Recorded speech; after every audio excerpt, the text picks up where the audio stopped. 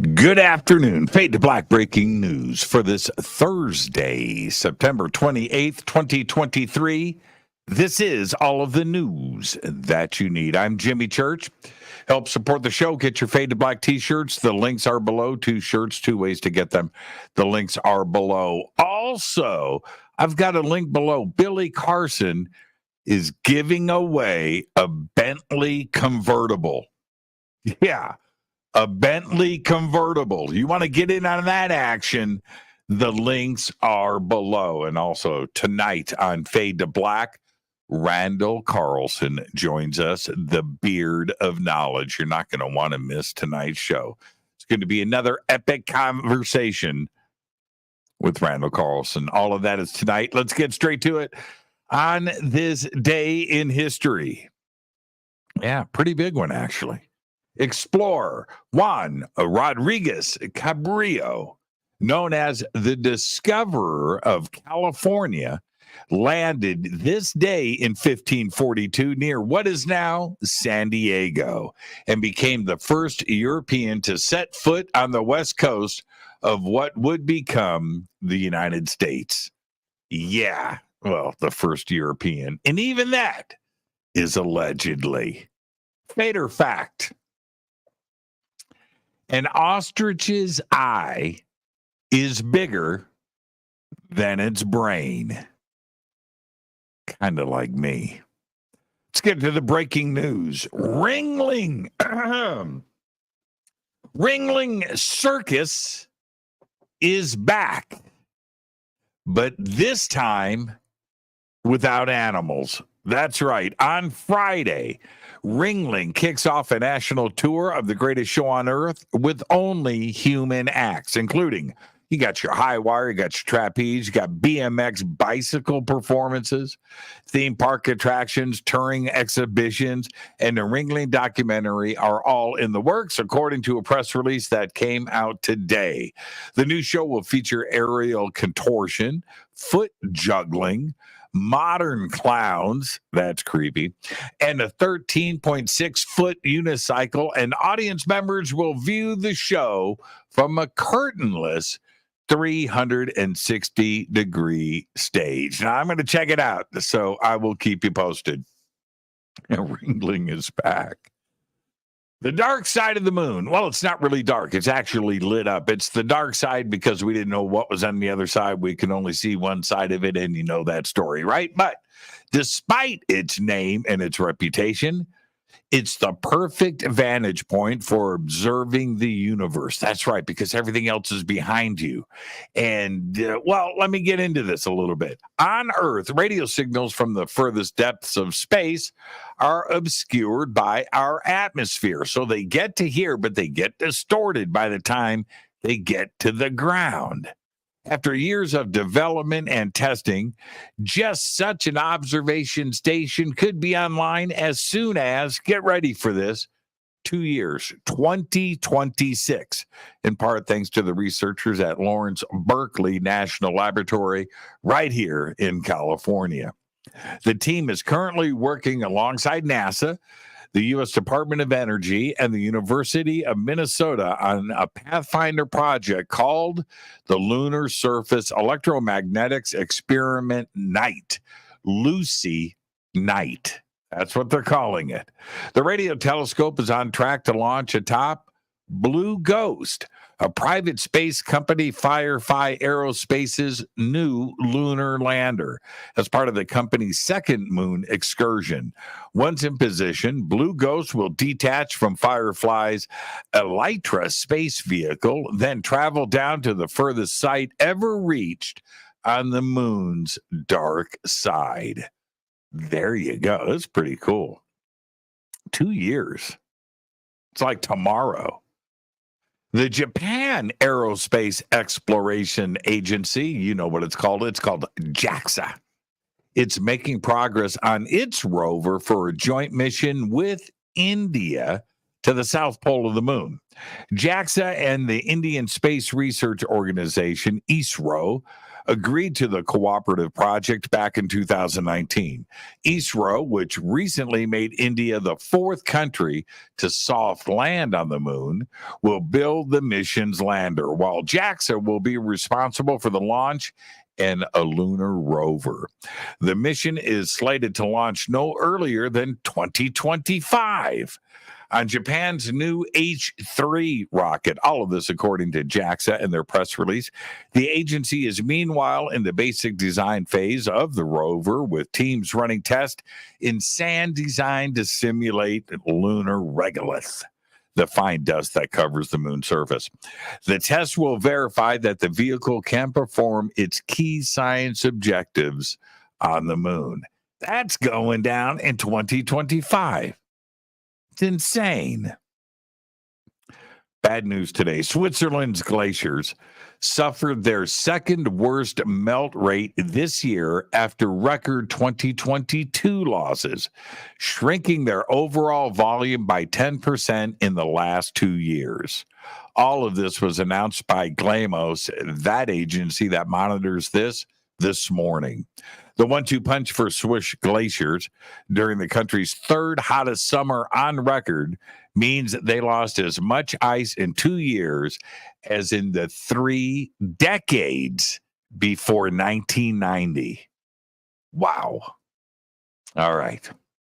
Heinz, as in ketchup, Heinz said it will make 100 bottles of ketchup and seemingly ranch after fans responded to a social media photo of singer Taylor Swift with a plate of chicken, ketchup, and seemingly ranch while she attended the Kansas City Chiefs football game on September 24th to watch Travis Kelce play.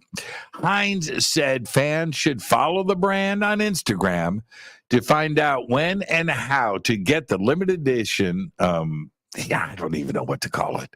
What are you going to do with a limited edition bottle of ketchup and seemingly ranch just because of Taylor Swift? It's only got so much shelf life. So what are you going to do? You going to eat it? You going to just keep it until it goes bad? What do you do with that? Or, I got an idea. You eat it, then you fill it with fake stuff, and then put the cap back on it. That's what you do. Fill it with like paint. All right. Finally, I'm going to leave you with this. And everybody's been asking, so, yes, I just finished the new Netflix series, Encounters. That's right. Renee, texting me, I'm so excited.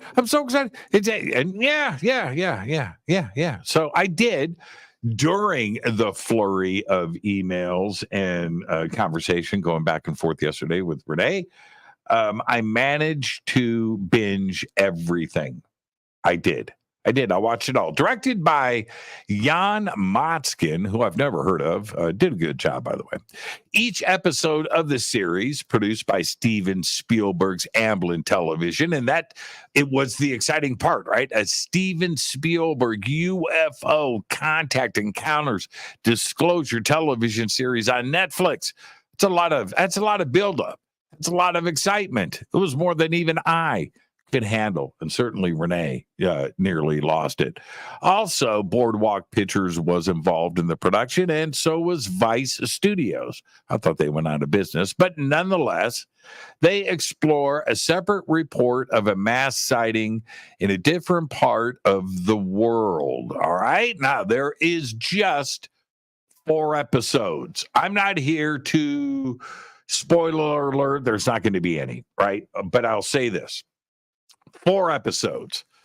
And each one features a different mass sighting. They cover the 2008 Stevensville, Texas mass sighting. They cover a case that I wasn't that familiar with. I had heard about it, about USOs in and out of the water and going in and out of an island in a Welsh village. You have to check that out. That's pretty interesting, actually. It's all very good. A non-human intelligence, UFOs, and lights reportedly interfering in Fukushima. And that was pretty interesting too, in the temple and that you're going to find that interesting. They also cover, of course, the alien encounter in 1994 at the Ariel School in Zimbabwe.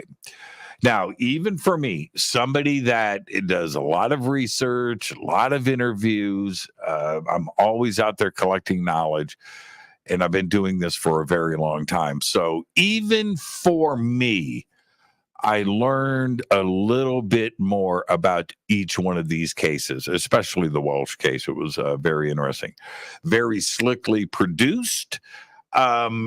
There are a couple of skeptics that jump in. I'm not going to say anything there, that try to poo-poo things. And, you've got to remain objective when producing a TV series like this. So, will our community, this groundbreaking, is this going to be something new? Probably not. As far as discovering new cases and new information, but it's the production value and some of the witnesses and the way that they have come forward and spoke. I found it very compelling and very interesting. It is Amblin Entertainment, so the level of production value is extremely high. The other part is this. It's Netflix. This is a big audience. This is an audience now. I don't think this series was made for us. The series was made for everybody else. So imagine the Ariel School being exposed to the world when they've never heard of that before. Stephenville, Texas. That is still one of the craziest cases ever. And there was, I didn't know that there were 500 people at the Rotary Club at Stephenville, all there for the town meeting. I didn't know that. And watching that, it was pretty interesting. But for me, if I jump up and go, whoa, the rest of the world is too. So yeah, it's worth it. Go and check it out. Very fast. I think each episode, maybe an hour. I binged it all in one night. One day and one night. I did a little bit yesterday afternoon and the rest after the show last night. Very fun, very cool, very well produced, and it's worth it. So go and check it out.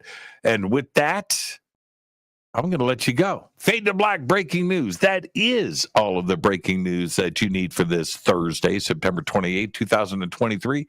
Fade to Black breaking news is produced by Renee Newman. And tonight on Fade to Black, Randall Carlson. So with that, I have just one thing to say. Go Backley Tappy.